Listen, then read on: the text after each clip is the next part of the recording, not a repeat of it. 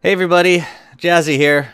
We are finally here at last! If you've managed to binge the cringe up till now, then congratulations! You've reached year 29 of Thrill of the Grill, my solo Warly world on Twitch. This will be the final yearly recap of the series. I've explained a few times why I feel like it's time to move on, but the main reason is simply that they take a really long time to make. Scrubbing through 9 hours of footage to pick out moments and consolidate them into a 10-minute video is a real grind. I love making these recaps, but I also don't have all the time in the world, and I would love to make YouTube content more regularly. Another reason for ending the series is I don't want it to devolve into a step-by-step description of every new build. The methods don't really need to be repeated every time I make something new, and you can get a good sense of my approach by just checking out my builds when I do base tours. So this will be the last of the yearly recaps, but the world will definitely continue over on Twitch.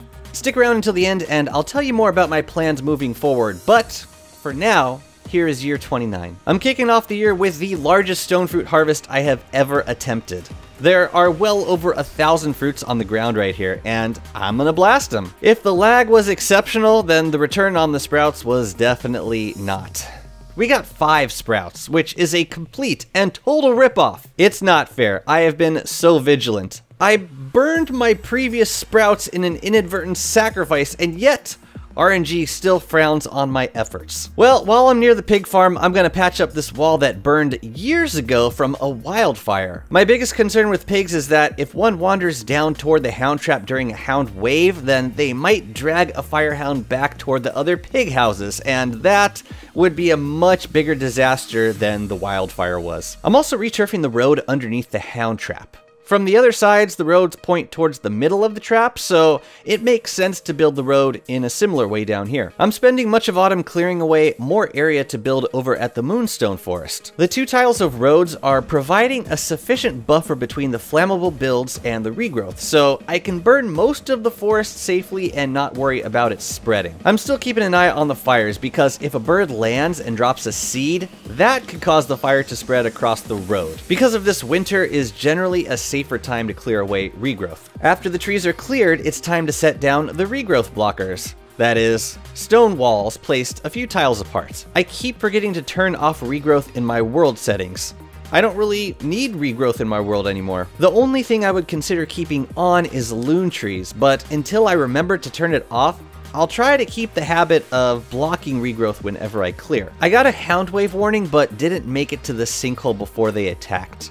I need to be really careful now that I have bunny men guarding the sinkhole because a dying firehound can burn the hutches. So I'd rather play it safe and lure the hounds away if it's cutting it too close. This wave took a while to shake, like a third of a day. Ideas for hound trap? I'm thinking of pigs or bunny men. Or maybe both. There's always tooth traps, but ew. On this side of the moonstone, I'm building an area that's going to more or less mirror the build on the other side. Birch nuts, moondials, berry bushes, and farm plots filled with weeds. I planted the birch nuts before turfing, which was definitely a mistake because it made it harder to click on the turf after the area was filled with trees. Always turf first. Since there's more space to work with on this side, I figured I'd put another long strip of farm plots on the other side of the trees. I don't know what happened right here, but I hit the action button to pick up a rigamajig, but instead, I hammered the rigamajig that was still tilling the ground. It stopped the animation, but didn't finish the tilling. So there's tilled land on barren turf that I can't just dig up. Eventually, I had to put down a piece of turf and pitchfork it back up. That cleared the tilled spots. It was a really weird bug. They could probably change the code of the rigamajig so that you can't hammer it while it's working. A handful of pangolins popped out of the water and tried to nest right next to one of the hound bait pens. I normally don't go picking fights with them, but I was a little nervous that they would start messing with the hounds. This whole moonstone build has always felt like it hung in a very delicate balance, and I'd rather play it safe than add more entropy into the system. A few days later, I was out grabbing reeds when I did the one thing. The one thing I always say never to do, and that was to dismount my beefalo in the swamp. Instant tentacle aggro. Wellington's short but glorious life flashed before my eyes. I threw on a bone armor and started face tanking the tentacle, just hoping to put in a little bit of damage before it killed me. And then it killed me. I had a life-giving amulet, but in that moment, the most important thing seemed to be to unload the area, so I activated the meat effigy. Turns out it was unnecessary because Wellington killed the tentacle right before I unloaded the area.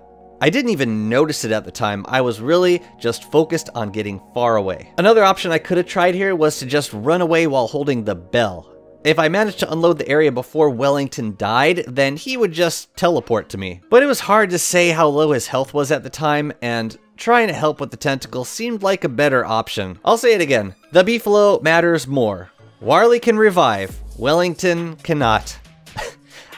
I still can't believe he's still alive. Now, on the flip side of threats, there's hound waves. And dealing with this threat has felt a whole lot safer since Wellington came around. Hounds don't bite very hard.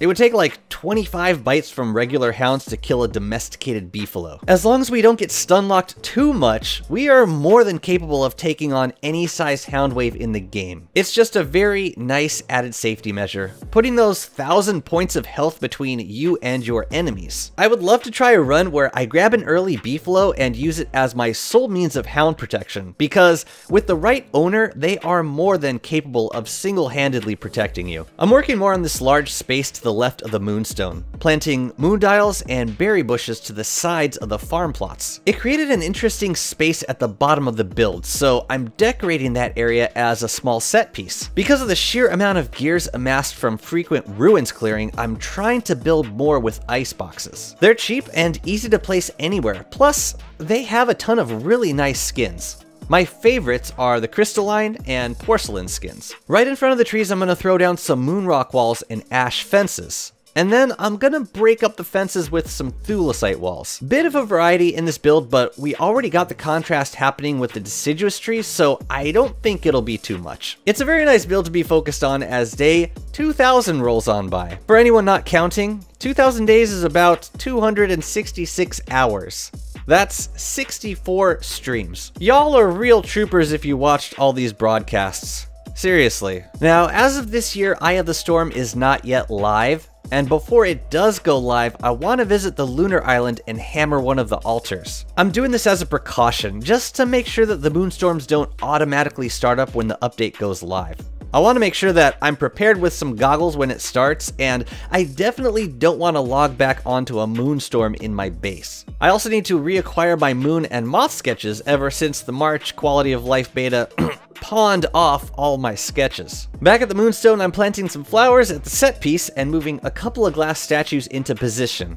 I really hope that we get more uses for moon shards. Once Eye of the Storm drops, shards are going to be unbelievably plentiful, and my chest will quickly fill up with them. Glass cutters and axes are very nice, especially for boss fights, but I really don't use them enough to put any sort of dent in a large supply of moon glass. So it would be very nice if we got some building options with them. How about some transparent glass walls? Or maybe some stained glass mosaic tiles? That would provide some nice additional incentives for doing the Moonstorm quest. Anyways, the next build I want to work on is a gekko pen over here. The Oasis pen works fine, but it's rarely loaded up these days, and I'm starting to feel my grass supply dip as I spend more and more time building away from home. Plus, it will allow me to correct for a few building flaws with the previous pen. First, the pen is going to be slightly larger, so hopefully I won't have as many issues with the geckos trying to escape. Second, I want to use salamanders to scare the geckos. This suggestion has been made numerous times in my streams, so I want to give it an honest try. The grass I'm going to use to spawn them is going to be 5 tiles behind the back of the pen, and as they spawn, I will use an ice staff to move them one by one into the pen. Because the pen will have salamanders, I want to make sure that at least the outer wall is fireproof. I don't anticipate the salamanders raging for any reason, but just in case, I want some insurance against all my geckos escaping. The inner wall, on the other hand, is a damn tinderbox waiting to happen.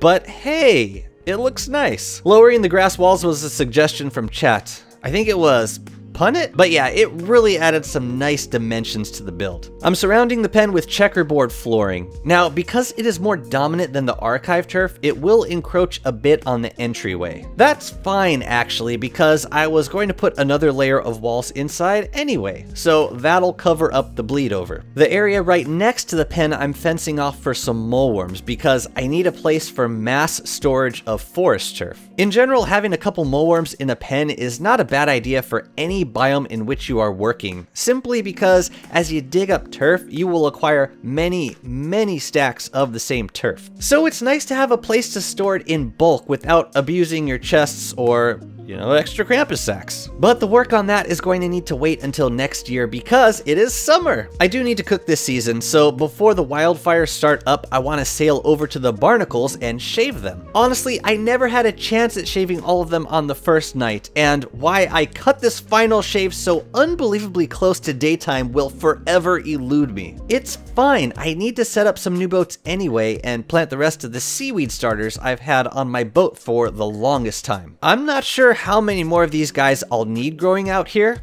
Even now, I'm returning from a single trip with several stacks of barnacles, and if I need more, they are very close to the oasis, so I could always just come back a few days later. But by day 3 of summer, I really need to get back inside the oasis before things start to burn, kicking off the season with an antlion smackdown. I don't know if beefalo targeting is different from player targeting, but I find myself having to manually click on antlion to attack her. If I use the attack button, then I'll target sand spikes. I don't recall having this problem as consistently when fighting her on foot, so this may be the last time I kill her with the beefalo. It's just not worth the risk and just makes me feel claustrophobic. This summer I'm redecorating my main kitchen. I liked the idea of regular crockpots at first, you know, just in case I had to cook up some monster lasagna for a vargling or wanted to make surf and turf with 2 monster meat. But realistically, I never use these things. They cook slower than the red pots and I can't make any of Warley's dishes in them. So it's time for them to go. I'm also going to knock down these stone walls around the pots because they've been trapping me inside for the longest time. I'm going to need to hammer both ice boxes to get enough space needed to place these all back down. But thankfully, they need much less free space than the regular crockpots. Can we please get skins for these portable crockpots? Firehouse Red doesn't exactly complement too many other structures or turfs in the game. Honestly, I'd settle for a mini version of the default crockpot skin. Please, anything that isn't red. I'm still putting up stone walls to cover up the overlap between turfs, but I'm gonna knock them all the way down so that they don't get in my way. But cool, I'm digging the new look. I have to not be afraid to revisit old builds and make them better, as unsettling as it feels. After 2,000 days, there's no reason to not try and make my builds the best that they can be. Happy year 30. 2,000 days and 29 recaps later, here we are. Would you believe me if I told you how many plans I still have for this world? We have no cave base. The Moonstone Forest has so much left to build. The Oasis has yet to be completed, and we have yet to turn the deciduous forest into a sprawling koalefant preserve. I really wanted to be at this point when Klei finally gave us the conclusion of the mysterious energy quest. And I'd say Warley is well poised to jump straight into that new content as soon as it goes live. But that will have to wait for another time, because this marks the end of the Thrill of the Grill recaps. Moving forward, I would like to give a base tour every 500 days, starting with 2,000 days. I'll focus mainly on the new builds and try to give a very brief overview of that time. But no more recaps. I'm ready to move on. I have a full docket of video ideas, and I'm finally gonna have the time to make them. In case I don't say it enough, thank you so much for watching all the recaps, the streams, and the past broadcasts. This was my first major Megabase series on YouTube, and you made it great with all your feedback and encouragement. I'll keep uploading the broadcast to YouTube in case you're not able to make Twitch streams in the future, but I'm hopeful that I can also keep giving you unique content that is separate from my Twitch content. So stay tuned for all that. Keep the video suggestions coming, and I very much hope that you enjoyed this series. Take care.